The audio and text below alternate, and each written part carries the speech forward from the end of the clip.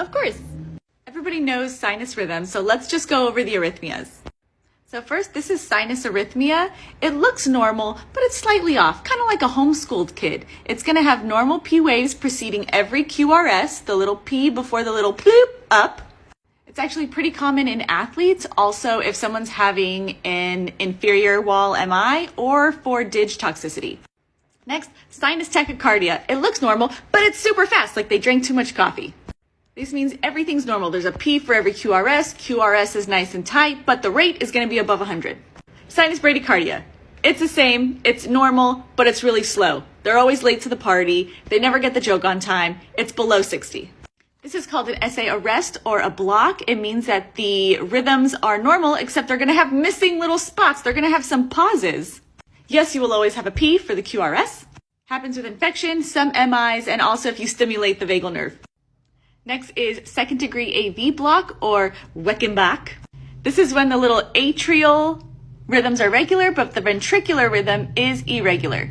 And one classic sign is that the PR interval is shorter after the missed beat. The third degree AV block, or like the complete heart block, you're going to have an atrial rhythm that's regular, a ventricle rhythm that's regular, but you're also going to have a slower rate than the atrial rate. There's no relation between the P's and the QRS complexes. They're not even talking. Also, the QRS is wide. This is VTAC. VTAC is usually super fast, like 140 to 220. There is no P. If you see this and the person has no pulse, you need to shock them because they are hopping their way to defibrillation. If there is a pulse, amiodarone. This is VFib. It looks like a toddler just scribbled in a line. Rapid and chaotic, like vacationing with my family. Again, no P's.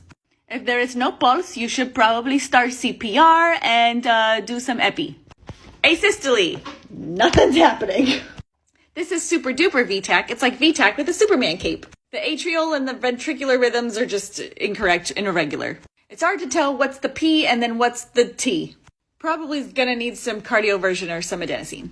A flutter, you're gonna have the little sawtooth. So many P's. You can tell the QRS, but it's going to be irregular.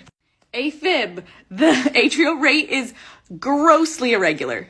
Same with the ventricular rate. There's no P's, but it looks like there's little P's, but it's just like an erratic little line. Junctional rhythm, it is regular, but the P waves are technically kind of absent. And let's talk about first degree block.